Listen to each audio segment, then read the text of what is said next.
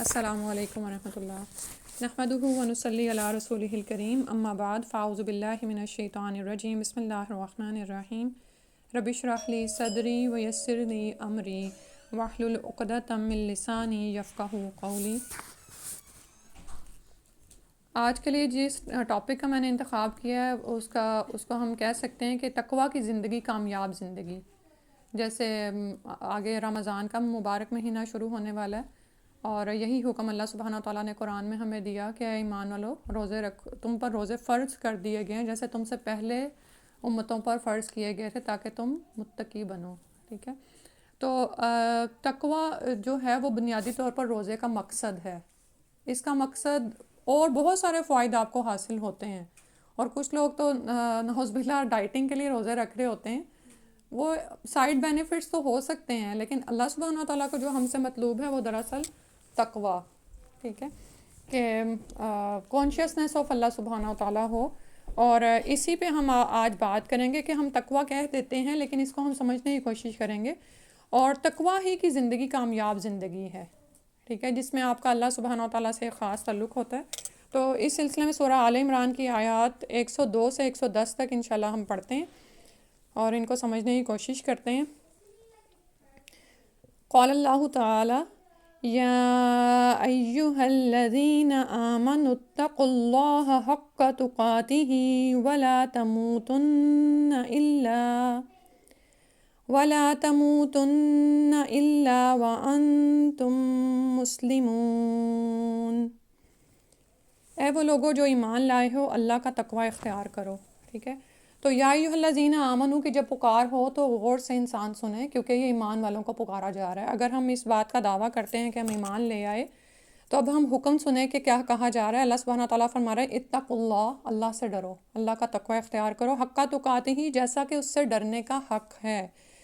اور یہاں پر یہ دیکھیں کہ اللہ سے ڈرنے کا حق، آپ یہ دیکھیں کہ ایک گھر میں بچہ ہے نا تو وہ اپنے بڑے بھائی سے کتنا ڈرے گا، اتنا تو نہیں جتنا وہ اپنے باپ سے ڈرے گا، ٹھیک ہے۔ تو جب یہ آیت نازل ہوئی تو صحابہ حقیقت میں ڈر گئے کہ اللہ سبحانہ تعالیٰ سے تو ڈرنے کا حق ادا ہی نہیں ہو سکتا، وہ تو اتنا بڑا بادشاہ ہے، اتنا صاحب اختیار ہے، اقتدار کا مالک ہے، تو اللہ سبحانہ تعالیٰ سے ڈرنا بالکل ایسے جیسے ان پہ تو یہ آیت بہت بھاری بن کر گزری نا، کہ پھر تو ہم ہر وقت ہم تو کیا کرتے ہیں، اللہ کا تقویٰ بھی ہم ہر وقت اختیار نہیں کر سکتے۔ کتنی ہی دفعہ ہم غافل ہو جاتے ہیں، بھول جاتے ہیں، سستی کر جاتے ہیں، غفلت میں آ جاتے ہیں۔ تو پھر اس کے ساتھ ہی وہ آیت نازل ہوئی جس نے صحابہ کو حوصلہ دیا کہ واتقوا اللہ ما استطعتم، کہ اللہ کا تقوی اختیار کرو جتنی تم استطاعت رکھتے ہو، ٹھیک ہے۔ کیونکہ اگر ہم حقہ تقاتہ ہی کریں گے تو پھر تو ہم بعض اوقات فرائض کو ادا کرنے کے بھی قابل نہیں رہتے۔ اللہ کا ڈر ایسے انسان کے اوپر سوار ہوتا ہے اور اتنے ہمارے اعضاء مزمل ہو جاتے ہیں کہ ہم اٹھ کے وضو بھی نہیں کر سکتے، ٹھیک ہے۔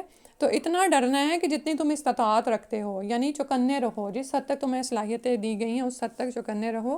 اور پھر اسی آیت میں دیکھیں وَلَا تَمُوتُنَّ إِلَّا وَأَنْتُمْ مُسْلِمُونَ، اور فرمایا گیا کہ نہ تم مرنا مگر اس حال میں کہ تم اسلام پر مرو، ٹھیک ہے۔ یعنی بات ایمان سے شروع ہو کر اسلام پر ختم ہو رہی ہے اور بیچ میں تقویٰ کا حکم دیا جا رہا ہے۔ تو اب بعضوں کا تقویٰ اگر ہم کسی سے پوچھتے ہیں نا تو وہ کہتا ہے کہ ہاں اس کا مطلب یہ ہے کہ ہم اللہ تعالیٰ سے ڈرتے ہوئے اللہ تعالیٰ کے احکامات پر عمل کریں، لیکن اصل میں تقویٰ دو چیزوں کا نام ہے۔ اس میں صرف یعنی اللہ تعالیٰ کے احکامات پر عمل ہی نہیں کرنا بلکہ اللہ تعالیٰ کے منہیات سے بھی بچنا ہے۔ منہیات کا مطلب یہ ہے کہ اللہ تعالیٰ نے جن کاموں سے روکا ہے ہم نے ان کو نہیں کرنا، ٹھیک ہے۔ عموماً مسلمانوں کی زندگیوں میں آپ دیکھتے ہیں کہ وہ احکامات پر عمل پیرا تو ہو جاتے ہیں، مارے باندھے جس طرح بھی، کیونکہ وہ اسلام کے دائرے میں داخل ہو جاتے ہیں نا۔ کسی بھی بچے سے آپ پوچھیں اسلام کس چیز کا نام ہے تو ارکان خمسہ تو اس کو یاد کروائے جاتے ہیں، بنی الاسلام علی خمس، تو اس میں وہ جانتا ہے کہ مجھے شہادہ پڑھنی ہے، نماز روزہ، اور پھر جب بڑا ہوگا تو زکوٰۃ بھی ہے اور اس میں حج بھی ہے، ٹھیک ہے۔ لیکن ویسے ہم ان کی زندگی دیکھتے ہیں، اور یہی ہماری جب ہم لوگ دین میں خود داخل ہوتے ہیں شعوری طور پر تو ہماری بچوں سے یہی لڑائی ہوتی ہے کہ تم سنتے کیوں نہیں ہو۔ تو ہم انہیں ایکچولی ہم کیوں پریشان ہو رہے ہوتے ہیں کہ وہ نمازیں بھی پڑھ رہے ہیں لیکن ان کی زندگی سے منہیات نہیں جا رہی، ٹھیک ہے۔ یعنی ادھر وہ نماز پڑھیں گے، ادھر وہ دوبارہ آپ سے ٹیب مانگیں گے اور ٹیب پہ وہ جو بھی دیکھنا چاہیں گے دیکھیں گے، ٹھیک ہے۔ تو اس بات کو ہمیں اپنی زندگی میں اپلائی کرنا ہے کہ کیا میں اللہ کا تقوی اختیار کیے ہوئی ہوں جس حد تک مجھ میں استطاعت ہے، یعنی کیا میں اللہ تعالیٰ کے احکامات پر عمل کرتی ہوں، اور وہ چیزیں جن سے اللہ سبحانہ تعالیٰ ناراض ہوتے ہیں میں ان کو اپنی زندگی میں چھوڑ چکی ہوں یا نہیں. ٹھیک ہے، تو یہ معیار ہے تقوی کا. ٹھیک، خالی یہ کر دینا کہ میں نے نماز پڑھ لی، میں مسلمان ہوں، یا میں زکوٰۃ بھی دینا شروع ہو گئی ہوں الحمدللہ، یا ہم حج کر رہے ہیں، یا ہم روزے بھی رکھتے ہیں اپنے پورے، جو بھی چیزیں ہیں. لیکن اب ہم نے انشاءاللہ اس چیز کو دیکھنا ہے کہ وہ چیزیں جن سے اللہ سبحانہ تعالیٰ ناراض ہوتے ہیں، جن سے رکنے کا حکم دیا گیا ہے، ہم ان سے کس حد تک رکے ہوئے ہیں. ٹھیک ہے، یعنی آپ نے بہت سے لوگ ایسے دیکھے ہوں گے جو بہت 5 وقت کے نمازی ہوتے ہیں لیکن شراب پینے میں وہ کوئی اس میں آر محسوس نہیں کرتے ہیں. ٹھیک ہے، اسی طرح بہت سے نمازی ہیں جو حلال کماتے تو حلال ہیں، لیکن جب وہ لگانے لگتے ہیں تو وہ بالکل یہ کیئر نہیں کرتے کہ وہ حلال لے رہے ہیں کہ حرام لے رہے ہیں. حالانکہ دونوں چیزوں کا اللہ کی طرف سے پوچھا جائے گا نا کہ مال کن ذرائع سے حاصل کیا اور کہاں پر لگایا، کہیں وہاں پر تو نہیں لگا دیا جہاں پر اللہ سبحانہ تعالیٰ نے منع فرمایا تھا. ٹھیک ہے، تو انشاءاللہ ان دونوں چیزوں پر ہم فوکس کریں گے کہ اللہ کے احکامات کو ماننا ہے اور اللہ تعالیٰ کی منہیات سے، جن سے رکنے کا کہا گیا ہے ان سے بھی رکنا ہے، اور اس میں بہت زیادہ انشاءاللہ احتیاط کرنی ہے. اور پھر یہ کہ نہ موت آئے تمہیں مگر اس حال میں کہ تم مسلمان ہو. یعقوب علیہ السلام نے بھی مرتے وقت اپنے بچوں کو اسی کی نصیحت کی تھی. ٹھیک ہے، آج اس میں ہم یہ دیکھتے ہیں کہ ایک تو یہ کہ ہم دیکھیں کہ ہم نے اپنی موت کے لیے کیا تیاری کر کے رکھی ہوئی ہے، اور موت تو کسی بھی وقت آ سکتی ہے نا. اور اسی طرح جب ہم نسلوں کے لیے سوچتے ہیں تو ان کے لیے بھی ہماری پہلی وصیت یہی ہوگی کہ دین کو تھامے رکھنا. ٹھیک ہے، لیکن آج وائس ورثہ ہی چلتا ہے نا. مائیں کیوں فکر مند رہتی ہیں بچوں کے کیریئر کے لیے، ان کی زندگی نہیں بنی، ان کا کیا ہوگا میرے بعد. عموماً لوگوں کو رزق پریشان کرتا رہتا ہے، حالانکہ رزق کی ذمہ داری تو اللہ نے لی ہوئی ہے. ہدایت انسان کو اتنی ملے گی جتنی وہ اس کے لیے کوشش کرتا ہے اور مانگتا ہے. ٹھیک ہے، لیکن الٹا حال ہے کہ ہم ہدایت کے لیے اتنے فکر مند نہیں ہیں، اپنے لیے بھی اور اپنی اولاد کے لیے بھی نہیں ہیں، اور رزق کے لیے بہت فکر مند ہیں. اسی لیے تو آپ دیکھتے ہیں نا کہ بہت سی مائیں فجر کے وقت بچوں کو سویا رہنے دیتی ہیں لیکن اسکول کے وقت کے لیے اٹھاتی ہیں. تو یہیں سے ظاہر ہو جاتا ہے کہ ہم بچے کے لیے کیا چاہ رہے ہیں. ٹھیک ہے، تو ہم انبیاء کی زندگی میں کیا دیکھتے ہیں کہ انہوں نے اپنے لیے بھی اور اپنی نسلوں کے لیے بھی دین اسلام پر موت ہی یعنی مانگی. تو ہم بھی اسی پر انشاءاللہ فوکس کریں. پھر اس کے بعد اگلی آیت میں فرمایا وَاعْتَصِمُوا، اور تھام لو بِحَبْلِ اللَّهِ، اللہ کی رسی کو، جمیعاً سب مل کر، وَلَا تَفَرَّقُوا، اور تفرقے میں نہ پڑو. وَاذْكُرُوا نعمت اللہ علیکم، اور یاد کرو اپنے اوپر اللہ کی نعمت کو، اذ کنتم، جب تم تھے، عادان دشمن، فَأَلَّفَ، تو اس نے الفت ڈال دی، محبت ڈال دی، بین قلوبکم، تمہارے دلوں کے مابین، فَأَصْبَحْتُمْ، تو ہو گئے تم، بِنِعْمَتِهِ اخوانا، اس کی نعمت سے بھائی بھائی ہو گئے. یعنی اللہ تعالیٰ نے جو تمہیں دین اسلام کی نعمت دی اس کی وجہ سے تم دینی اخوت میں منسلک ہو گئے. وَكُنْتُمْ عَلَىٰ شَفَا حُفْرَةٍ مِّنَ النَّارِ، اور تھے تم آگ کے گھڑے کے کنارے پر، تم آگ کے گھڑے کے کنارے پر کھڑے ہوئے تھے. فَأَنْقَذَكُم مِّنْهَا، تو اللہ تعالیٰ نے تمہیں اس سے بچا لیا. كَذَلِكَ يُبَيِّنُ اللَّهُ لَكُمْ آيَاتِهِ لَعَلَّكُمْ تَهْتَدُونَ، اسی طرح اللہ تعالیٰ تمہارے لیے آیات کو واضح کرتا ہے تاکہ تم ہدایت پا جاؤ. تو اس آیت سے اللہ سبحانہ تعالیٰ فرما رہے ہیں کہ جب تم نے ایمان، جب تم مومن ہو گئے اور تقویٰ بھی حاصل کر لیا، تو اب آگے کیا ہے، اوورآل معاشرے میں کیا ہونا چاہیے کہ سب لوگ مل کر اللہ کی رسی کو تھام لیں. یعنی معیار کیا ہوگا، اب جب آپ دین اسلام میں داخل ہو گئے تو معیار کیا ہوگا، اللہ کی رسی ہوگی. اور اللہ کی رسی دراصل کیا ہے، اللہ کی کتاب ہے. ٹھیک ہے، اس کو تھامنا ہے جمیعاً سب نے مل کر. یعنی آپ یہ دیکھیں کہ ہم ظاہر ہے ہم مختلف شخصیتیں دے کر دنیا میں بھیجے گئے ہیں، ہمارے رجحانات مختلف ہیں، ہم مختلف ماحول میں ہوتے ہیں، مختلف کیفیات سے گزارے جاتے ہیں. تو وہاں پر ہم کس طرح ایک ہی جگہ پر قائم رہ سکتے ہیں جب ہم اللہ کی کتاب کو اپنا رہنما بنا لیں گے. ٹھیک ہے، زندگی میں کوئی بھی مسئلہ پیش آئے، کسی بھی بات میں آپ کو رہنمائی کی ضرورت ہے، آپ فوراً رجوع کریں گے اللہ کی کتاب کی طرف. ٹھیک ہے، اسی طرح جب آپ معاشرے میں نکلیں گے اور مختلف اپنا نظام قائم کریں گے تاکہ آپ مل جل کر رہ سکیں. جیسے ہوتا ہے نا کہ گھر میں جب کوئی نئی بہو آتی ہے تو ساس اس کو گھر کے نظام کے بارے میں سمجھا رہی ہوتی ہے. ٹھیک ہے، تو پھر وہ اس کو خاص رولز بتا رہی ہوتی ہے کہ ان رولز کو فالو کرنا ہے. تو بالکل اسی طرح ایک معاشرے میں اگر لوگ مل جل کر رہنا چاہتے ہیں اور وہ چاہتے ہیں کہ وہ مل کر رہیں، ولا تفرقوا، اور تفرقے میں نہ پڑو، یعنی گروپ بازی نہ کرو. آپ یہ دیکھیں نا کہ گھروں میں ہی اگر گروپ بازی ہو جائے، ساس کا گروپ الگ گیا، بہو کا الگ گیا، تو پھر کیا برکتیں رہتی ہیں؟ کچھ بھی نہیں رہتا، ٹھیک ہے، نہ خوشیاں، نہ اطمینان، نہ سکون. اسی طرح اگر معاشرے میں بھی انسان فرقہ فرقہ ہو جائے اور اللہ کی رسی کو تھام کے نہ رکھے، تو پھر یہی حالت ہوتی ہے جو اس وقت معاشروں میں آپ کو نظر آ رہی ہے، انتشار ہے. ٹھیک ہے، تو اللہ کی کتاب کو تھام لو. اب اللہ کی کتاب کو کیسے تھامنا ہے؟ وہ جیسے ہم نے تھاما ہوا ہے کہ اس کو سجا کے اوپر کہیں شیلفوں میں رکھ دینا ہے، سنبھال کے رکھنا ہے، اس کی طرف پیٹھ نہیں ہونے دینا. اس طرح کا عزت اور احترام تو کر لیتے ہیں ہم، لیکن اصل میں وہ ہدایت کی کتاب ہے. آپ یہ دیکھیں کہ گھر میں کوئی بھی مشین آتی ہے نا، تو فوراً انسان کس طرف جاتا ہے؟ اس کے کیٹلاگ کی طرف جاتا ہے. اور بنانے والا بھی ضرور اس میں کیٹلاگ رکھتا ہے، کیونکہ وہ چاہتا ہے کہ اس کی پروڈکٹ سے فائدہ اٹھایا جائے. تو اللہ سبحانہ تعالیٰ اتنے بے انصاف کے مخلوق کو سب سے افضل مخلوق کو زمین پر بھیجیں اور اس کے لیے رہنمائی نہ اتاریں. ٹھیک ہے، تو یہ اس رسی کو تھامنا بحبل اللہ، یہ ایکچولی آسمان کے ساتھ ہمارا ایک واسطہ ہے. ٹھیک ہے، یہ جو رسی ہے نا اللہ کی کتاب. اب نبوت تو نہیں آنی نا، ہمیں کوئی اللہ کے رسول آئیں گے کہ کوئی آ کے بتائیں ہمیں کہ یہ ہوگا وہ ہوگا. انہوں نے ہم میں کیا چھوڑا؟ جیسے نبی صلی اللہ علیہ وسلم نے فرمایا، ان کی حدیث کا مفہوم ہے کہ میں تم میں 2 چیزیں چھوڑے جا رہا ہوں، تم گمراہ نہیں ہوگے، ایک کتاب اللہ اور ایک میری سنت کی پیروی.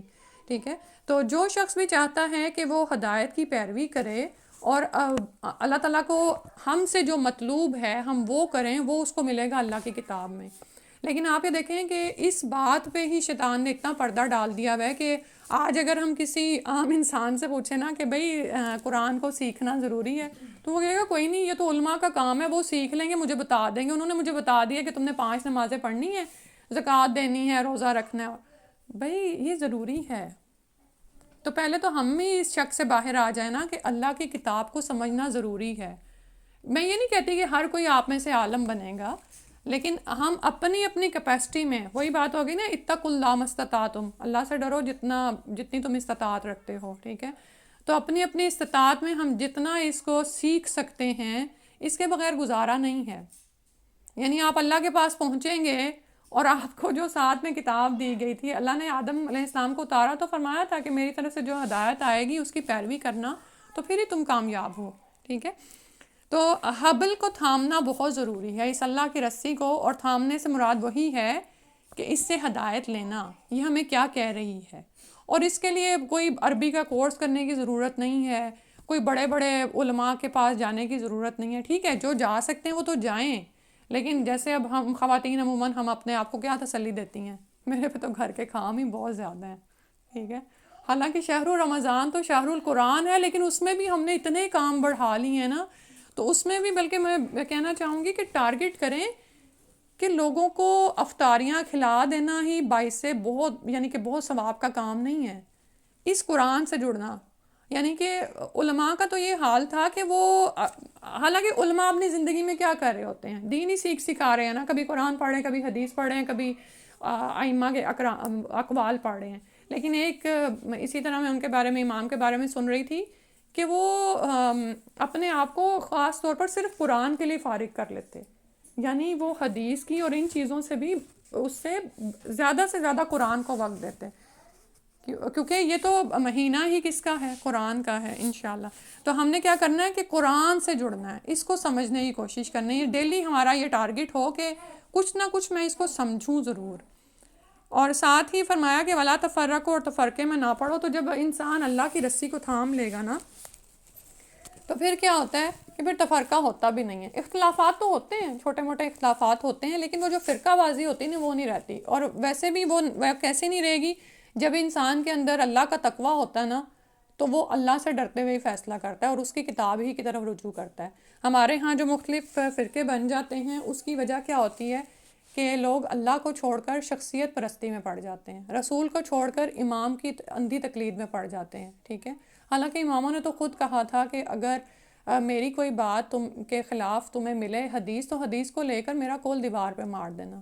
ٹھیک ہے، تو ہمارا کیا حال ہے کہ ہم کیوں اس طرح کرتے ہیں؟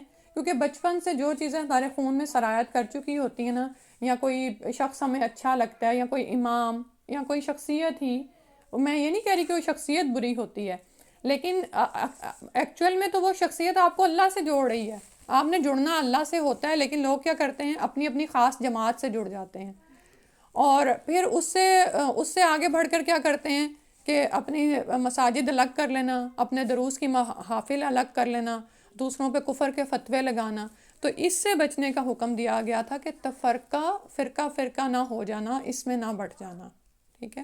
ابھی اگلے دن میں ڈاکٹر اسرار کا وہ سن رہی تھی، ان سے کسی نے نا نماز کے بارے میں سوال کیا، تو ان کا جواب مجھے اتنا اچھا لگا۔ انہوں نے کہا کیا تمہیں نماز کی فارمیشن میں کوئی، یعنی 1400 سال کا عرصہ گزر گیا ہے، نماز کی فارمیشن میں کوئی تمہیں تبدیلی نظر آتی ہے؟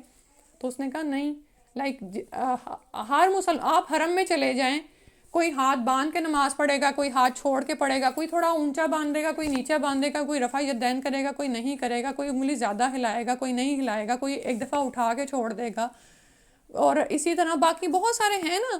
لیکن کیا ایسا کبھی ہوا ہے کہ ادھر امام نے اللہ اکبر کہی اور کوئی رکوع میں جانے کی بجائے سجدے میں چلا جائے؟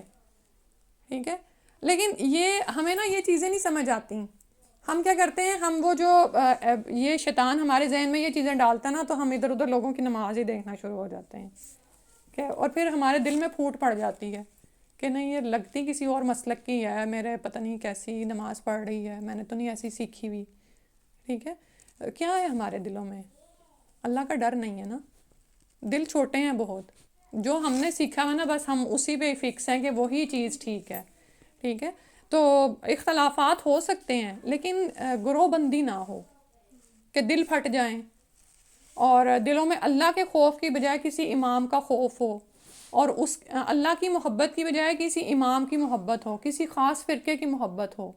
ٹھیک ہے، اس سے یہاں پر روکا جا رہا ہے۔ اور ساتھ ہی پھر آگے فرمایا، خاص طور پر مشرکین مکہ سے خطاب ہے اور ہمارے لیے بھی، کہ یاد کرو اللہ کی نعمت کو تم خود پر، جب تم تھے دشمن تو اللہ تعالیٰ نے تمہارے دلوں میں الفت ڈال دی، تو اس کی نعمت کی وجہ سے، یعنی یہ دین اسلام کی نعمت ایسی نعمت ہے کہ آپ کہیں بھی چلے جائیں نا، کلمہ لا الہ الا اللہ کا جو بندہ ہے آپ کو اپنی طرح متوجہ کرتا ہے، ایک انس محسوس کرتے ہیں آپ اس سے۔ ٹھیک ہے، تو یہ اللہ کی دی ہوئی خاص نعمت ہے کہ تم یعنی اس اخوت میں، یہ دینی اخوت میں تم آ گئے، ٹھیک ہے، یعنی بھائی بھائی بن گئے۔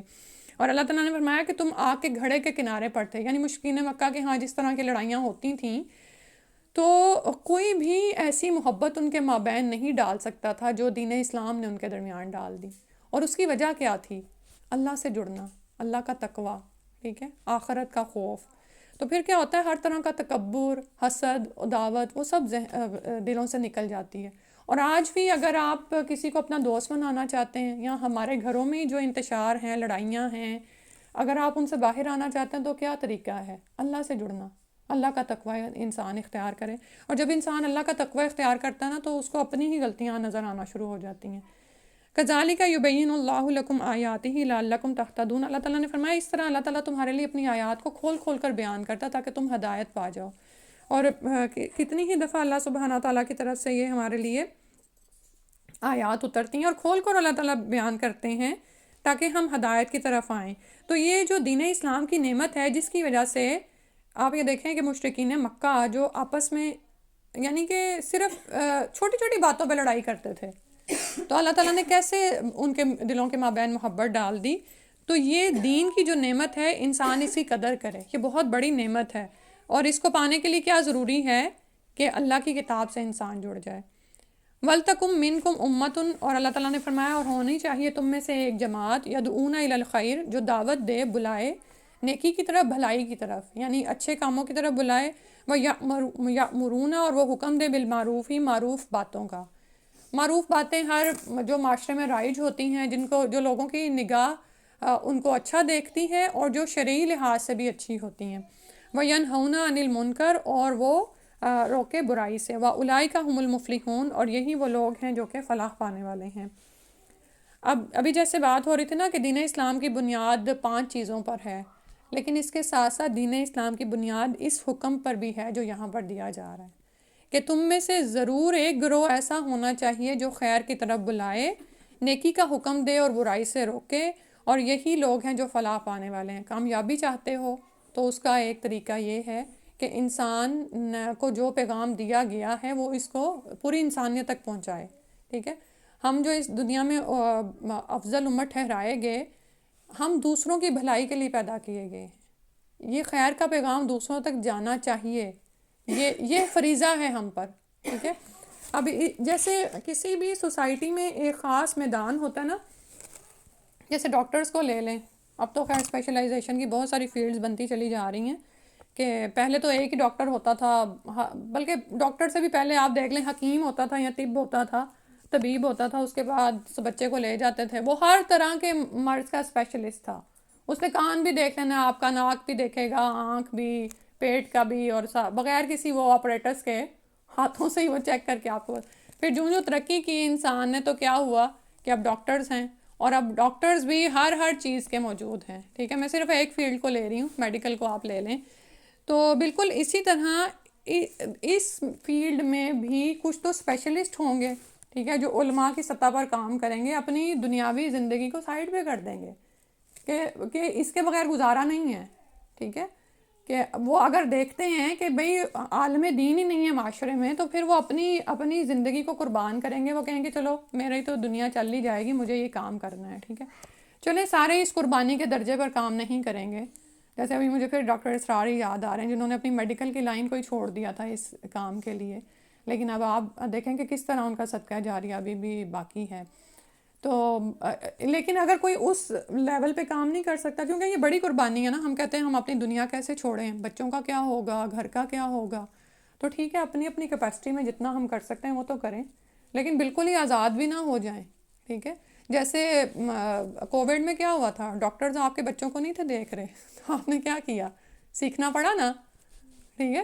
میں تو دیکھتی ہوں بڑے بچوں کی دفعہ میں نے ڈاکٹرز کے پھیرے لگاتے تھے، چھوٹوں کی دفعہ میں کہتی ہوں کہ بھئی یہ ڈاکٹر کے پاس بھی جانا ہی ہے، خود گھر میں کچھ ہم بھی اب میڈیکل سیکھ ہی گئے ہیں نا. بالکل اسی طرح اپنی کیپیسٹی میں جتنا کام ہم کر سکتے ہیں، یہ ہم پر فریضہ ہے.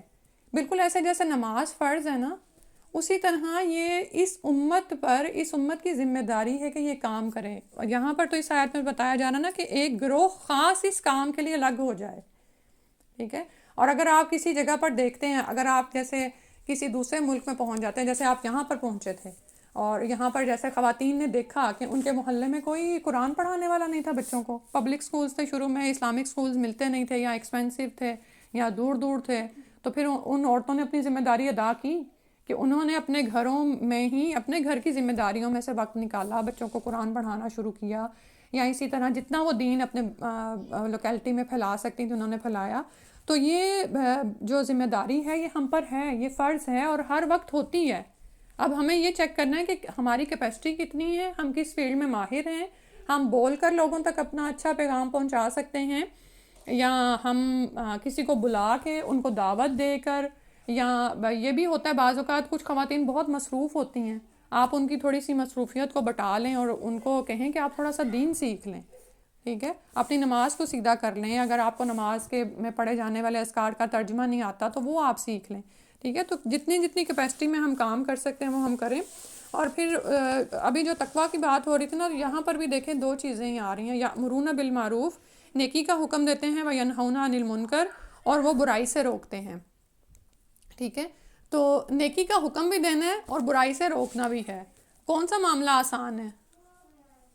نیکی کا حکم دینا تو آسان ہے، ابھی تک الحمدللہ آسان ہے. دیکھیں نا، اگر آپ کسی کے گھر گئی ہیں، آپ کا بچہ اٹھ کے نماز پڑھنے لگا تو آپ دوسرے اس گھر کے بچے کو بھی کہہ دیں گے بھی تم بھی ساتھ نماز پڑھ لو، ٹھیک ہے. لیکن اگر وہ کسی برائی میں مبتلا ہے نا، تو وہ پھر تو فوراً ہی تانا بھی پڑ سکتا ہے کہ تمہارے اپنے بچے کیا کرتے ہیں، تم کیا کرتی ہو، ٹھیک ہے. یہ جو ڈر ہے نا، اب ہم میں سے بہت سے لوگ ایک کام کر لیتے ہیں، معروف کا حکم کسی حد تک دے لیں گے، وہ بھی اب کم ہوتا جا رہا ہے، وہ بھی مشکل ہو رہا ہے، ہاں.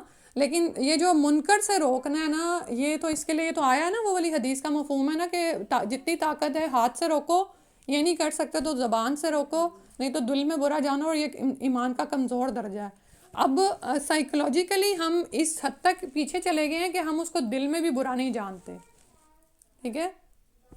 مجھے کیا کرتا رہے، یہ ایٹیچیوڈ بنتا جا رہا ہے نا لوگوں کا، حالانکہ وہ مسلمان ہوتے ہیں. تو جانیں اس کو کہ یہ ہمارے فرائض میں شامل ہے، کیونکہ ہم امت مسلمہ ہیں. اگر ہم سمجھتے ہیں کہ ہم مسلمان ہیں تو یہ کام کرنا ہوگا. چھوٹے لیول سے چاہے شروع کریں گے، اپنے بچوں سے شروع کریں گے، اپنے زوج سے شروع کریں گے، اپنے ماں باپ سے شروع کریں گے، اپنے خاندان سے. اور پھر یہ ہے کہ ضروری نہیں ہے کہ خاندان میں ہی آپ لگے رہیں، خاندان والے آپ کی نہیں سنتے تو آپ انہیں پہ ہی محنت صرف کرتے رہیں. نہیں، پھر آپ باہر بھی نکلیں گے. جیسے نبی صلی اللہ علیہ وسلم کو ہم دیکھتے ہیں، اپنے ہی چچا نہیں مسلمان ہو رہے، لیکن آپ نے تبلیغ نہیں چھوڑی، پھر آپ باہر نکلے ہیں. تو جہاں جہاں پہ دیکھیں کہ یہ میری بات سن لے گا، تاکہ ہم اللہ کے آگے حجت تو قائم کرنے والے بنے کہ ہم نے کوئی کوشش کی تھی. جیسے کل ہی بچے آپس میں باتیں کر رہے تھے کہ ارد گرد کے 40 گھروں کی ذمہ داری ہم پر ہے، اور میں بھی آرام سے ایسے کر کے سن رہی تھی. تو میں نے کہا 7 کے 10 گھر بھی پورے نہیں ہوتے کہ ہمیں پتہ ہو کہ کون کون رہتا ہے اس میں. یہ صورتحال ہے. اللہ اکبر. اللہ تعالیٰ ہمیں معاف کرے، ہمیں بچائے اس بات سے، کیونکہ آپ کا نیبر ہی کل آپ کا قیامت والے دن پکڑ سکتا ہے کہ یہ ہدایت کی بات تم تک پہنچی تھی لیکن تم نے مجھے بتانا بھی نہیں گوارا کیا. تو وہ قبول کرتے ہیں یا نہیں کرتے یہ تو اللہ کا ذمہ ہے. ہم پر صرف ذمہ داری ڈالی گئی ہم پہنچا دیں. یہ جو بات ہے نا، وَأُولَٰئِکَ هُمُ الْمُفْلِحُونَ، کامیابی کا معیار ہی یہی ہے. ہم کیا کامیابی سمجھتے ہیں دنیا میں؟ میرے بچے اچھا پڑھ جائیں، ان کی نوکریاں لگ جائیں، ان کی شادیاں ہو جائیں. اب شادیاں ہو گئی، اگلی ہم نے خواہش رکھی ہوتی ہے ان کے بھی بچے ہو جائیں. پھر میں اب اس بچے کی شادی بھی، اب اس پوتے نواسے کی شادی بھی دیکھ کے ہی مروں. ٹھیک ہے، یہ ہمارے کامیابی کے معیار ہوتے ہیں. اور اس میں تھوڑا سا کوئی گیپ آ جائے، کسی بچے کی شادی نہیں ہو رہی، کسی بچے کے ہاں بچہ نہیں ہو رہا ہے، یا ہم اگر خود اللہ نہ کرے کسی نعمت سے محروم ہو رہے ہیں یا کچھ ہو رہا ہے، تو ہم خود کو کتنا پٹی فیل کرتے ہیں نا خود پہ کہ، اور پھر اللہ بس وہ ایک چیز ہماری زندگی میں پھنس جاتی ہے کہ یا اللہ یہ کر دے. اٹھتے بیٹھتے صبح و شام اللہ کو پکاریں، اسی بات پہ پکارے ہیں. ہم بھول ہی گئے ہم امت مسلمہ ہیں. ٹھیک ہے، تو یہ امتحان تو آئیں گے. کبھی کوئی نعمت ملتی ہے، کبھی چھن جاتی ہے. تو مومن کا رویہ کیا ہوتا ہے؟ نعمت ملے تو الحمدللہ، اور چھن گئی ہے تو وہ صبر کرتا ہے، اور دونوں حالتوں میں وہ بلند درجات حاصل کر لیتا ہے. ٹھیک ہے، تو جب مصیبت میں انسان کو ڈالا جاتا ہے نا، تو ہم اللہ سے بلند درجات کی امید اور تمنا رکھتے ہیں، لیکن ہم اپنے اعمال سے ان کو حاصل نہیں کر پا رہے ہوتے، تو اللہ تعالیٰ ہمیں کسی بلا میں ڈالتے ہیں. پھر ہم اللہ سے جڑتے ہیں تو پھر ہم وہ درجات حاصل کر لیتے ہیں. ٹھیک ہے، تو یہ چیزیں تو آئیں گی. اصل میں ہم نے اپنے مقصد پر، مقصد حیات پر فوکس کرنا ہے، اور وہ یہ ہے. ہم میں سے کتنے لوگ ہیں جنہوں نے اس کو اپنا مقصد بنایا. وہ صبح اٹھتے ہیں تو سوچتے ہیں آج مجھے اپنے اسٹیٹس پر کیا لگانا ہے کہ میری کسی ایک چھوٹی سی بات سے کوئی دین کی طرف آ جائے. ٹھیک ہے، آپ نے کبھی دیکھا ہے وہ 30 سالیاں کیا کرتی ہیں صبح سویرے؟ اسٹیٹس پہ اتنے کپڑے لگے ہوتے ہیں نا. ٹھیک ہے، کیونکہ وہ کامیابی کا معیار ہے نا، دنیاوی کامیابی کا معیار ہے. کیونکہ آج اب اگر کپڑے نہیں لگائیں گے تو مارکیٹ پہ تو اتنا کمپٹیشن ہے، کوئی اور لگا دے گا، وہ کہیں اور چلی جائے گی جس کو ضرورت ہے. نہیں، اللہ تعالیٰ فرما رہے ہیں یہ کامیابی کا معیار ہے. وَأُولَٰئِکَ هُمُ الْمُفْلِحُونَ. یہ تو ہم نے اپنی زندگی کو ٹارگٹ کرنا ہے. یہ ہمارا مقصد حیات ہے، اللہ کو راضی کرنا ہے، اللہ کی کتاب، اللہ کے دین سے جڑ کے، اور دوسروں کو اپنی اپنی کیپیسٹی میں دوسروں کو بھی اس سے جوڑنا ہے جس حد تک میں کر سکوں. ٹھیک ہے، اور میں کچھ نہیں کر سکتی. میرا بچہ سو گیا ہے یا میں نے اسے اسکول بھیج دیا ہے، میں نے ناشتہ بنا لیا ہے، کھانا بنا لیا ہے، چلو میں تھوڑا سا دین سیکھ لوں. ٹھیک ہے، جیسے فجر کے بعد کے جو 2 آیتیں سیکھتا ہے، وہ بالکل ایسے جیسے 2 اونٹنیاں لے کر آئے، جیسے آپ کو 2 مرسیڈیز مل رہی ہوں صبح سویرے اٹھتے ہی. ہمارا معیار تو یہ نا، اگر ہمیں کہیں سے 2 مرسیڈیز مل رہی ہوں تو ہم بھاگے جائیں. تو وہ ہمارے پاکٹ میں پڑی ہوئی ہیں، آج تو موبائل میں پڑی ہوئی ہیں. آپ نے نماز پڑھ لی ہے، ایون یہ کہ آپ نماز نہیں پڑھ سکتی. ٹھیک ہے، تو آپ موبائل کھولیں اور 2 آیتیں سیکھ لیں.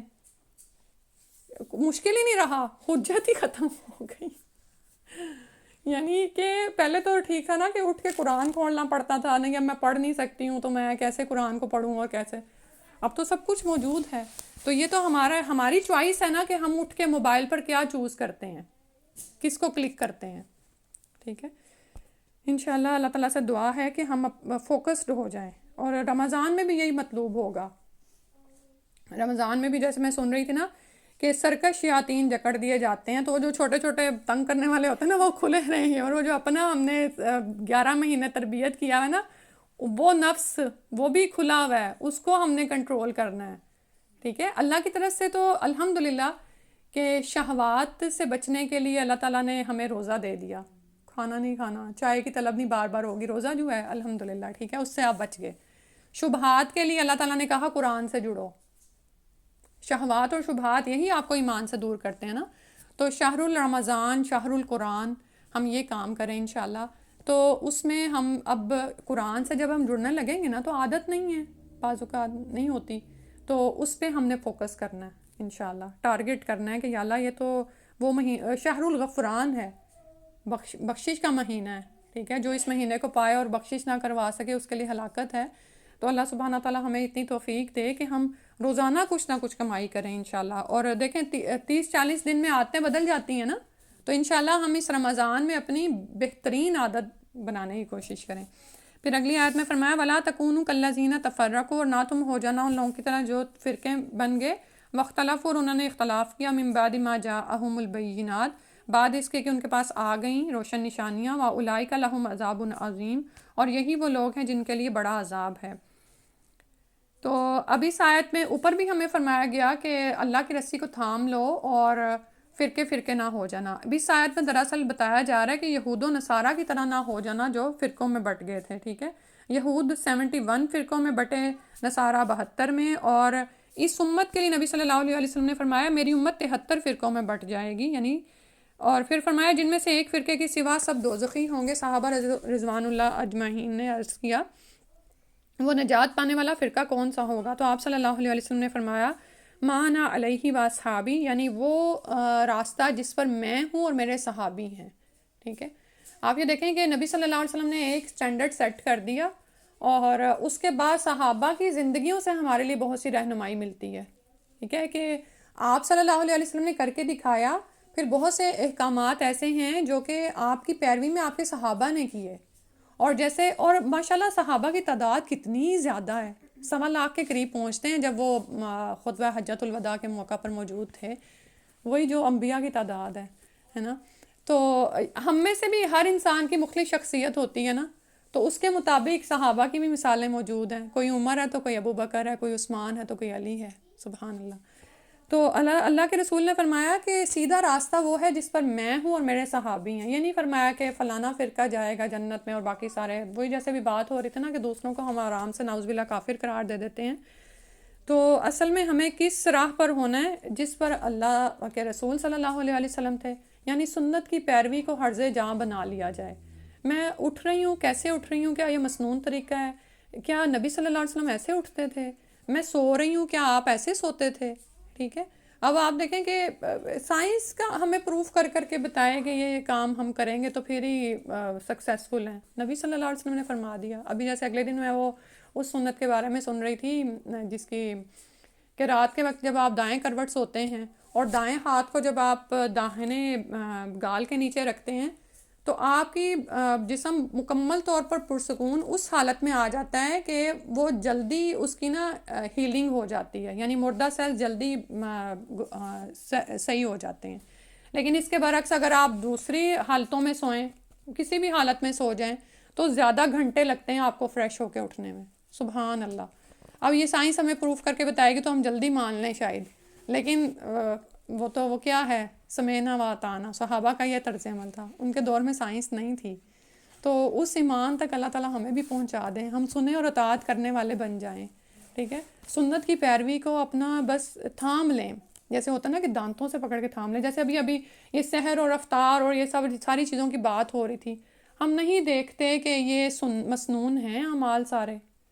کیا آپ کی زندگی میں یہ تھا کہ آپ لمبی لمبی افطاریاں ہو رہی ہیں، اس کے بعد مغرب لیٹ ہو رہی ہے، پھر اس کے بعد تراویح کی خبر ہی نہیں ہے، چلو اٹھ کے پڑھ لیں گے، پھر اٹھ کے مشکل سے اٹھیں اور سحری مشکل سے کھائی اور روزہ رکھ لیا. ٹھیک ہے، تو انشاءاللہ اس میں ہم نے فوکس کرنا ہے، غفلت کی زندگی نہیں گزارنی.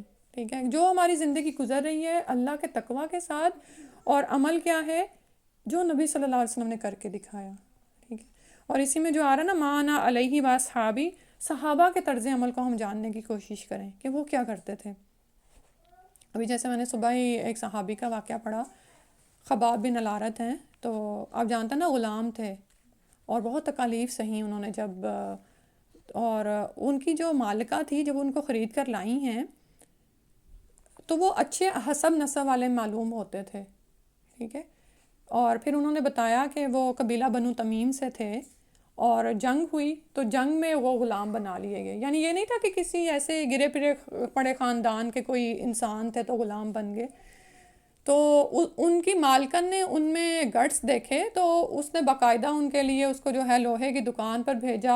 وہاں پر اس نے تربیت پائی انہوں نے، اور اس کے بعد اس کے لیے باقاعدہ اس نے دکان کھولی کہ تو کیونکہ لوہے سے وہ تلواریں بناتے تھے نا، تلوار سازی کا کام انہوں نے سیکھا. اور لیکن وہ معاشرے کی حالت پر کڑتے رہتے تھے.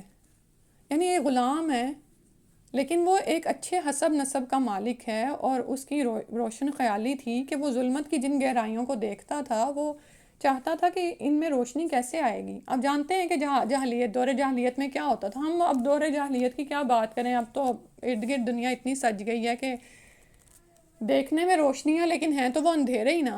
ٹھیک ہے، لیکن ہم میں سے کتنے لوگ محسوس کرتے ہیں کہ یہ اندھیرے ہیں اور یہاں پر روشنی ہونی چاہیے. ٹھیک ہے، تو حضرت خباب بھی اسی طرح محسوس کرتے تھے. اور پھر انہیں پتہ چلا کہ محمد بن عبداللہ نے اعلان یہ باتیں کرتا ہے نا، تو وہ ان کے پاس پہنچ گئے صلی اللہ علیہ وسلم کے پاس، اور جب باتیں سنی تو اسلام قبول کر لیا. سبحان اللہ. اور پھر ایسا اسلام قبول کیا کہ چھپا کے نہیں رکھا، غلام ہے. ٹھیک ہے، اور پتہ ہے کہ میری یہ کیا حالت کریں گے. اور برسل اعلان بتاتے تھے کہ میں نے دین قبول کر لیا اور یہ تمہارے معبودان باطل کا میں انکار کرتا ہوں. ٹھیک ہے، تو کیا ہوا کہ لوگوں نے چڑھائی کر دی. مشرکین مکہ کے لیے تو یہ بات کو ہضم کرنا ہی بڑا مشکل تھا کہ اگر آج ایک غلام یہ باتیں کر رہا ہے اور ہمارے دین کے خلاف اگر یہ کوئی بات کر رہا ہے تو باقیوں کو بھی شے ملے گی. اور یہی ہوا. انہوں نے برسر اعلان کیا، یعنی کہ انہوں نے اعلان کیا کہ میں نے اسلام قبول کر لی ہے، تو بہت سے اور لوگ بھی مسلمان ہونا شروع ہو گئے. تو کہتے ہیں کہ اب یہ سرداران قریش جو تھے ان کے دکان پر آ گئے اور پہلے اس کو پوچھا کہ یہ ہم تمہارے بارے میں باتیں سن رہے ہیں. انہوں نے اقرار کیا، ہاں میں اس کا اقرار کرتا ہوں، اشہد اللہ الہ الا اللہ، اور میں تمہارے معبودان باطل کا انکار کرتا ہوں. تو خیر انہوں نے خوب ان کو زد و کوب کیا، جسمانی طور پر مارا پیٹا. پھر ان کی دکان میں جو بھی اوزار تھے، کسی کے ہاتھ لوہا لگا یا جو بھی چیز لگی، اس سے بھی ان کو مارا پیٹا. استغفر اللہ. میں سوچ رہی تھی کہ دین کے لیے کیسے کیسے ان صحابہ نے قربانی دی ہے، لیکن وہ ایمان ایسے اندر سرایت کر جاتا تھا نا کہ پھر وہ باہر ظاہر ہوتا تھا. سبحان اللہ. تو اسی لیے کہا گیا نا کہ جس راستے پر میں ہوں اور میرے صحابی، آج آپ دیکھیں کہ کوئی ایک بات جو ہمیں دین کی پتہ چل جاتی ہے اور ہمارا اس پہ شرح صدر ہو جاتا ہے، ہم اس کو اڈاپٹ کرنے میں گھبراتے ہیں. کیوں؟ لوگ کیا کہیں گے، اب تم نے نیا دین پکڑ لیا ہے. ٹھیک ہے، یہ باتیں صحابہ نے بھی سنی تھیں. تم میرے آباء و اجداد کے دین کو چھوڑ کر کہاں جا رہے ہو، تم نے اپنا نیا دین بنا لیا ہے. ٹھیک ہے، تو ہم اپنا ایمان کا حال لگائیں کہ کسی کی کوئی چھوٹی سی بات ہے نا، وہ ہمیں بہت پنچ کرتی ہے. وہ یہ کیا کہہ رہا ہے، مجھے نہیں یہ کام کرنا، لوگ اتنی باتیں کرتے ہیں. تو وہیں سے ہمارا ایمان چیک ہو جاتا ہے نا. ٹھیک ہے، تو یہاں پر اللہ تعالیٰ فرما رہے ہیں کہ ان لوگوں کی طرح نہ ہو جانا جنہوں نے تفرقہ ڈالا، اور یعنی فرقے نہ ہو جانا. صرف ایک راستہ جس پر میں اور میرے صحابی ہیں اس کو تھام کر رکھنا. اور پھر یہود و نصارہ کے لیے فرمایا وَاخْتَلَفُوا مِن بَعْدِ مَا جَاءَهُمُ الْبَيِّنَاتُ، کہ انہوں نے اختلاف کیا حالانکہ ان کے پاس روشن نشانیاں آ گئی تھیں. یہ بڑی اہم پوائنٹ ہے کہ انہیں پتہ چل گیا تھا حق کیا ہے. اب یہ دیکھیں کہ ہمارے لیے بھی حجت تو تمام ہو گئی ہے نا، کیسے کیسے ظاہر ہو کے سامنے آ رہا ہے کہ حق کیا ہے، چاہے ہم اس کو نہ مانیں. دنیا میں جو بھی نظام بن رہا ہے اس کو بھی آپ دیکھ لیں کہ وہ یعنی اس کی بنیاد باطل پر ہے تو وہ قائم نہیں رہ رہے. ٹھیک ہے، اسی طرح گھروں میں بھی دیکھ لیں، ہم نے جو بھی نظام بنائے ہوئے ہیں اس میں ہمیں کامیابیاں نہیں حاصل ہوتی. اور اگر جیسے حلال حرام کو ہی دیکھ لیں، اگر کوئی شخص جو ہے حرام پر اپنی اولاد کو پال رہا ہے اور اسی پر وہ چل رہا ہے تو ایسے شخص کے لیے کیا ہے کہ اس کی دعائیں بھی قبول نہیں ہوتی. تو فائنلی ہم دیکھتے ہیں کہ برکتیں گھروں سے ختم ہونا شروع ہو جاتی ہیں. گھروں میں لڑائیاں ہیں، بے چینیاں ہیں، اضطراب ہے. تو یہ کیوں ہے؟ دین سے دوری کی وجہ سے ہے نا. ٹھیک ہے، تو اس دنیا میں انسان کو پتہ چل جاتا ہے. تو اگر ہم ایک دفعہ جب ہمارے پاس حق آ گیا ہے اس کو ہم تھام لیں تو آپ دیکھتے ہیں کہ پھر اس کے ثمرات آپ کو نظر آنا شروع ہو جاتے ہیں. تھوڑا صبر تو کریں ہم. جیسے ابھی بات ہو رہی تھی نا کہ صحابہ نے اتنی تکالیف برداشت کی، ہم لوگوں کی تھوڑی سی سن بھی نہیں سکتے. ہم سننے کی ہمت تو کریں. تو آپ دیکھیں گے کہ آہستہ آہستہ آہستہ آہستہ یعنی چین بھی آ جاتا ہے، اطمینان و سکون بھی، اور وہ وعدے جو ہم سے کیے گئے ہیں نا دنیا کی زندگی میں ہی، جیسے استغفار کے لیے کیا آتا ہے، استغفار کرو تو اللہ تعالیٰ تم پر آسمان کو یعنی آسمان سے دروازے کھول دے گا بارشوں کے، یعنی برکات کے. تو جب یہ چیزیں ہم اپنی زندگی میں دیکھتے ہیں تو پھر استقامت اور آنا شروع ہو جاتی ہے. لیکن شروع میں آزمایا جاتا ہے انسان، کیا میں نے یہ کام کرنا ہے تو مجھے اس پر جمنے کے لیے محنت چاہیے، کیونکہ اللہ تعالیٰ اس کو آزما رہے ہوتے ہیں نا، مختلف طرح کی آزمائشیں راہ میں آ رہی ہوتی ہیں. ابراہیم علیہ السلام کو ہم دیکھتے ہیں کیسی کیسی آزمائشوں سے گزارے گئے. ہم پر اگر کوئی آزمائش آتی ہے نا تو ہمیں یہ بھی شیطان بڑا کہتا ہے کہ تم تو کتنی گناہ گار ہو، پتہ نہیں تم نے یہ کوئی نیا دین اختیار کر لیا تب تمہاری طرف مصیبتیں آ رہی ہیں. نہیں، ایسی بات نہیں ہوتی. آپ یہ دیکھیں کہ ابراہیم علیہ السلام کو کیسے کیسے آزمایا گیا ہے نا، لیکن انہوں نے جب استقامت دکھائی تو آج ہم درود میں آپ صلی اللہ علیہ وسلم کے ساتھ ان پر بھی برکت کی دعائیں بھیجتے ہیں. سبحان اللہ، یہ ان کا رتبہ ہے نا جو بڑھا دیا گیا. ٹھیک ہے، تو وَاخْتَلَفُوا مِن بَعْدِ مَا جَاءَهُمُ الْبَيِّنَاتُ، تو جب حق آ جائے نا تو اس پر جم جائیں، دلیلیں نہ دیں، شیطان کی نہ سنیں، لوگوں کو نہ دیکھیں، ماحول کی رکاوٹوں کو نہ دیکھیں. کیونکہ یہ جو اختلاف ہے نا، یہ اگر دین حق آنے کے باوجود بھی انسان اختلاف کرتا ہے نا، تو آپ یہ دیکھیں کہ قیامت والے دن کی حسرت سے چھٹکارا نہیں پا سکے گا وہ. ایسے لوگوں کے لیے فرمایا وَأُولَٰئِكَ لَهُمْ عَذَابٌ عَظِيمٌ، ایسے لوگوں کے لیے بڑا عذاب ہوگا.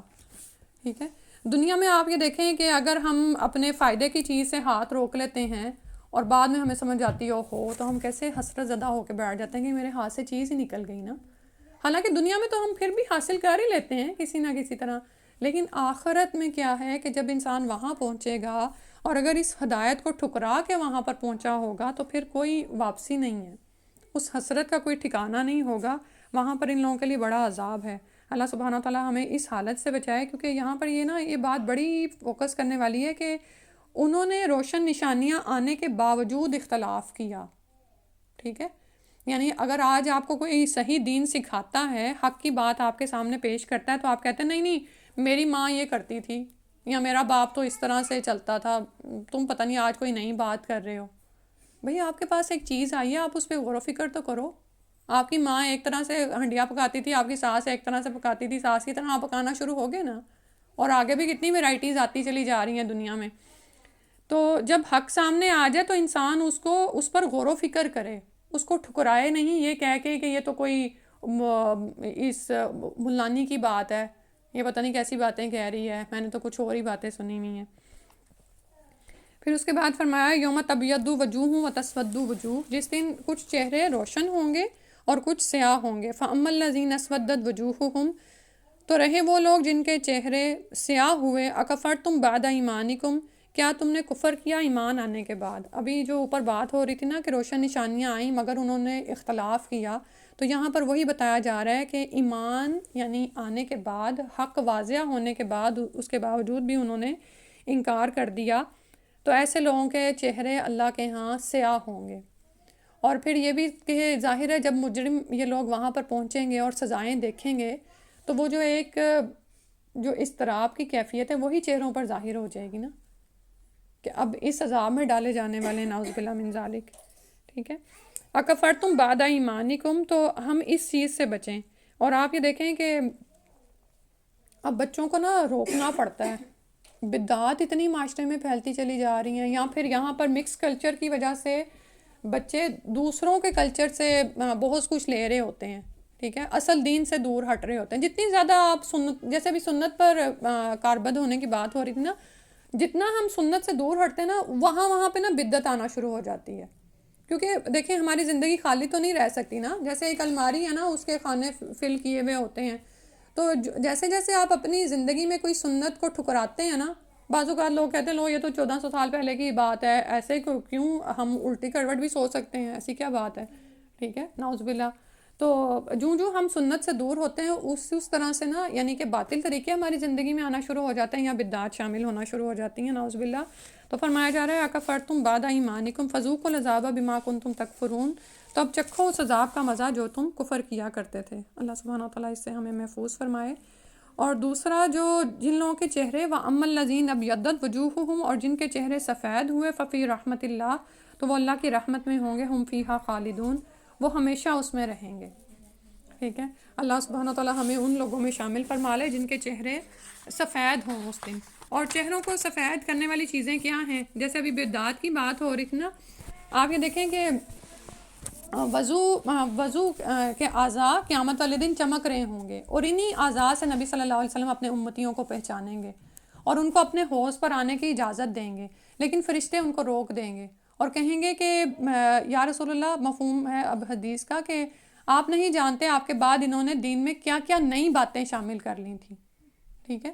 تو ہر بدعت گمراہی ہے اور وہ دوزخ کی طرف لے جانے والی ہے، یعنی باوجود اس کے کہ انہوں نے نمازیں پڑھی ہوں گی لیکن اپنی زندگی کو پوری طرح سے اس پر قائم نہیں کیا ہوگا، تو نعوذ باللہ ان کو روک دیا جائے گا حوض کوثر سے بھی۔ اللہ سبحانہ وتعالیٰ ہمیں محفوظ فرمائے اور ہمیں ان لوگوں میں شامل کر لے جن کے چہرے اس دن سفید ہوں گے، ٹھیک ہے۔ تو ابھی بہت سے اعمال ہیں جن کی وجہ سے انسان اپنے چہروں کی یہ جو ہے سفیدی حاصل کر سکتا ہے۔ اس میں ایک تو جیسے ابھی وضو ہی کی بات ہوئی، وضو کو اچھی طرح سے کیا جائے، اور اسی طرح سے نور لینے کے لیے نا نور ہدایت سے جڑا جائے، اور نور ہدایت کیا ہے؟ قرآن ہے۔ آپ یہ دیکھیں گے قرآن کو جس طرح آپ جتنا زیادہ اس کو آپ پڑھتے جاتے ہیں، اس سے تعلق رکھتے ہیں، اس کو سمجھتے ہیں، جسمانی طور پر بھی آپ نور حاصل کرتے ہیں، ذہنی طور پر بھی نور حاصل کرتے ہیں، اور روحانی طور پر۔ بعض اوقات ہوتا ہے نا کوئی وجہ بھی نہیں ہوتی لیکن آپ کے اوپر ایک پسماندگی طاری ہو رہی ہوتی، غفلت ہے، سستی ہے، اٹھا نہیں جا رہا، وہ بھی کس وجہ سے ہے؟ یہ شیطان ہی کے وہ ہوتے ہیں نا۔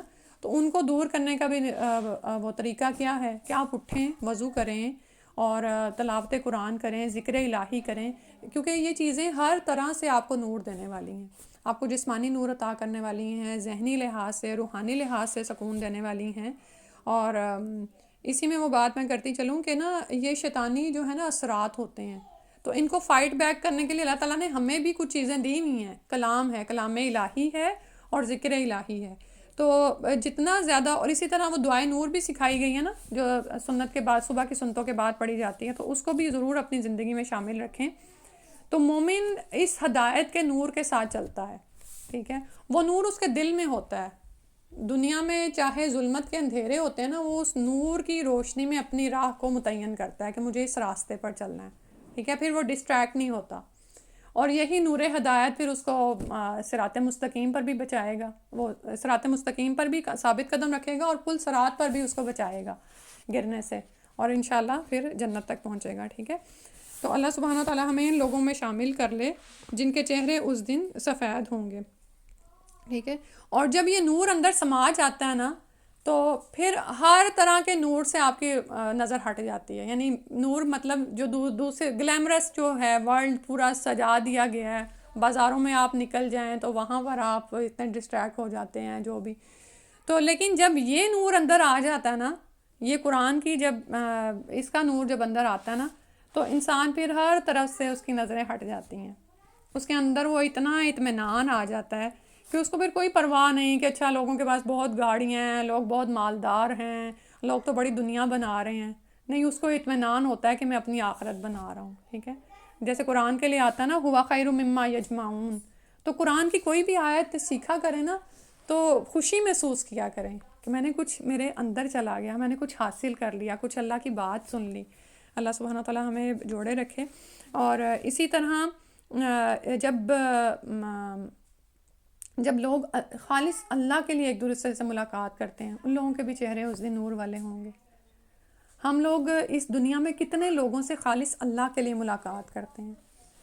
کچھ لوگوں سے ہم اقتدار کے لیے ملاقات کرتے ہیں، اس سے ہمارا کوئی مقصد پھنسا ہوتا ہے، کچھ کے لیے مال کے مختلف طرح کے مقاصد ہوتے ہیں نا لوگوں سے ملنے کے لیے، لیکن کیا ہم کسی سے خالص اللہ کے لیے ملاقات کرتے ہیں؟ کوئی ایسا شخص جس سے ہم نے اللہ کے لیے دوستی کی ہو، ہم اس کی طرف جائیں کہ مجھے اس کو دیکھ کر اللہ یاد آتا ہے، یا ہم ایسے دین کی محفلوں میں شامل ہوں جن کو اللہ کے رحمت کے فرشتے ڈھانپ لیتے ہیں۔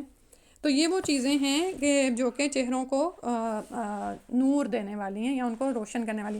اسی طرح سجدوں کی کثرت، سجدوں کے جو نشان ہیں وہ اس دن قیامت والے دن جو ہیں مومنین کے واضح ہوں گے، ٹھیک ہے، دور سے پہچانے جا رہے ہوں گے۔ تو ہماری سجدوں کی کثرت کتنی ہے، ہم دیکھیں کہ فرائض کے علاوہ نوافل پہ ہماری کتنی پابندی ہے نا، کتنی مداومت ہے۔ اسی طرح احادیث سن کر آگے پہنچانے والے کے چہرے کے لیے اللہ کے رسول صلی اللہ علیہ وسلم نے دعا کی تھی کہ اللہ تعالیٰ اس شخص کے چہرے کو تر و تازہ رکھے جو ہم سے کوئی بات سنے اور پھر اسے آگے پہنچائے. ٹھیک ہے. تو جیسے ابھی قرآن کی بات ہو رہی تھی نا کہ قرآن کو سمجھیں، اسی طرح آپ یہ دیکھیں کہ پہلے یہ تھا، اب یہ موبائل نے تو بہت ہی زندگیاں خراب کر دی ہیں. پہلے کوئی کتاب پڑھنے کا رجحان تھا تو ہم اس طرح واپس لوٹیں. ٹھیک ہے. دنیا کے معاملے میں نا ٹھیک ہے آپ ترقی کریں، آگے سے آگے جائیں، لیکن دین میں نا پیچھے واپس اصل سے جڑنے کی کوشش کریں. ٹھیک ہے. تو جیسے ہماری بڑی بوڑھیوں کی عادت ہوتی تھی، جو ہی ادھر وہ نماز پڑھی انہوں نے فجر کی تو گھر سے تلاوت کی آواز گونجتی تھی، وہ قرآن کھول کے بیٹھ جاتی تھی. چلو ٹھیک ہے اگر انہوں نے ترجمے سے نہیں پڑھا سمجھا، لیکن وہ مجھے تو ابھی بھی یعنی وہ باتیں ان کی یاد آتی ہیں کہ اللہ، پھر جب وہ بند کرتی تھیں صدق اللہ العظیم، اللہ زبر زیر پیش کی غلطی معاف فرما، اور پھر اتنا ان کا رواں ہوتا تھا کہ وہ انگلی پھیری ہوتی تھی. مجھے تو اپنی نانی یاد آتی ہیں کہ اتنا زیادہ، اور یہ کیوں کیسے تھا، بہت زیادہ قرآن پڑھنا نا، کیونکہ قرآن الفجر مشہود ہوتا ہے نا، اس وقت فرشتوں کی ڈیوٹیز چینج ہو رہی ہیں. تو قرآن کو ہم اپنی زندگیوں میں شامل کر لیں. ہماری زندگی میں نا موبائل آ گیا، موبائل میں بھی قرآن ہے لیکن ہم اسے نہیں کھولتے نا. ہم تو پہلے کسی لائکس دیکھتے ہیں، یوٹیوب چینل پہ لائکس کتنے ہو گئے، واٹس ایپ اسٹیٹس میرا کس نے چیک کر لیا، واٹس ایپ پہ کیا میسیج آ گیا. ایون یہ کہ اس دن وہ ہماری ٹیچر کہہ رہی کہ نا اب وہ یہی کہیں تھی کہ آن لائن جو بیٹھا سن رہا ہے نا، وہ اگر قرآن سن رہا ہے تو ساتھ میں ادھر کلک ہو رہا ہے تو اس کو بھی نا انگلی سے لاتے جائیں. حال ہمارا یہی ہے کہ ہم فوکس ہو کے نا قرآن سنتے بھی نہیں ہیں نہ پڑھتے ہیں. ایک رکوع پڑھا پھر سے پتہ نہیں واٹس ایپ پہ کیا میسیج آ گیا. اللہ تعالیٰ ہمارے حالوں پہ رحم کر دے اور ہمیں واقعی قرآن سے جوڑ دے. اور اسی طرح جیسے یہ نبی صلی اللہ علیہ وسلم نے فرمایا کہ جس نے ہم سے کوئی بات سنی اور اسے آگے پہنچائی، تو قرآن کے ساتھ ساتھ نا حدیث کی بھی ایک کتاب رکھا کریں. صبح ہی اس کو پڑھ لیا. چلیں عربی نہیں پڑھ سکتے، ویسے تو عربی بھی پڑھنے کی کوشش کریں، کوئی مشکل نہیں ہے، تو ہم اس کا ترجمہ ہی پڑھ لیں. تفسیر میں بھی نہ جائیں. نبی صلی اللہ علیہ وسلم کا کلام تو اتنا فصیح اور بلیغ ہے کہ صاف نظر یعنی پڑھنے سے ہی پتہ چل جاتا ہے. ٹھیک ہے. دائیں ہاتھ سے کھاؤ، یاد تو رہے گا نا، صبح پڑھا ہوگا تو سارا دن کوشش بھی کریں گے. بیٹھ کر پانی پیو، بہت سی سنتے ہیں نا، جیسے ابھی یہی بتایا کہ دائیں کروٹ سونا یا جو بھی دعائیں پڑھی جائیں. تو انشاءاللہ یہ بھی ہم نے کوشش کرنی ہے کہ قرآن کے ساتھ ساتھ کوئی نہ کوئی حدیث بھی صبح ہی اس کو پڑھ لیں اور اس کو شیئر بھی کر دیں. ٹھیک ہے. ابھی جو بدعات کی بات ہو رہی تھی نا، آپ یہ دیکھیں کہ جو ادر وظائف ہے نا جن کی سند بھی نہیں ملتی ہے، فلاں کر لو تو یہ ہو جائے گا یا یہ کر لو تو وہ ہو جائے گا، وہ بہت پھیل گئے ہیں. اب اس کی وجہ ہمارا بھی تو قصور ہے نا کہ ہم نے کام نہیں کیا. آپ یہ دیکھیں کہ یہ جو لیڈیز اب مسلمان ہی ہیں کافی ساری، تو جو فوڈ چینلز کتنے ہو گئے ہیں. ٹھیک ہے. تو کیا ہم اتنی ایفرٹ نہیں کر سکتے کہ ہم بھی اپنا ہر کوئی اپنا ایک چینل بنا سکتا ہے. ٹھیک ہے.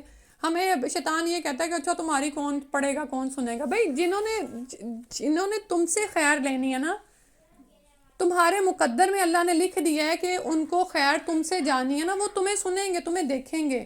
ٹھیک ہے. تو آپ کیوں نہیں کوشش کریں، ہم سب اپنا ایک چینل بنائیں یا اپنے اسٹیٹس پہ روزانہ اپنے کوئی ایک قرآن کی آیت لگائیں، اس کے ترجمے کے ساتھ کوئی حدیث لگا دیں. میں یہ نہیں کہہ رہی کہ بہت ڈیٹیل میں، لوگوں کے پاس اتنا ٹائم بھی نہیں ہے. ٹھیک ہے. کوئی ایک چھوٹی سی بات جو کسی کو کلک کر جائے اور وہ ہدایت کی طرف آ جائے، اور ہمارے لیے آپ یہ دیکھیں کہ کتنا بیش بہا خزانہ بن جائے نا. ٹھیک ہے. تو یہ دو چیزیں انشاءاللہ ٹارگٹ کریں. اور چہروں کی ہمیں تر و تازگی چاہیے. ہم کتنے فیشل کراتے ہیں. نبی صلی اللہ علیہ وسلم کی دعا ہے کہ اللہ اس شخص کے چہرے کو تر و تازہ رکھے جو ہم سے کوئی بات سنے اور آگے پہنچے. چھوٹی سی بات ہے بس. ٹھیک ہے. کہ آپ نے آج ایک حدیث سنی، سیکھی، آپ اسی وقت اس کو آگے فارورڈ کر دیں، اسٹیٹس پہ لگا دیں. کتنی دیر لگے گی؟ امیجن کریں 5 10 یا 15 منٹ بھی نہیں لگیں گے انشاءاللہ.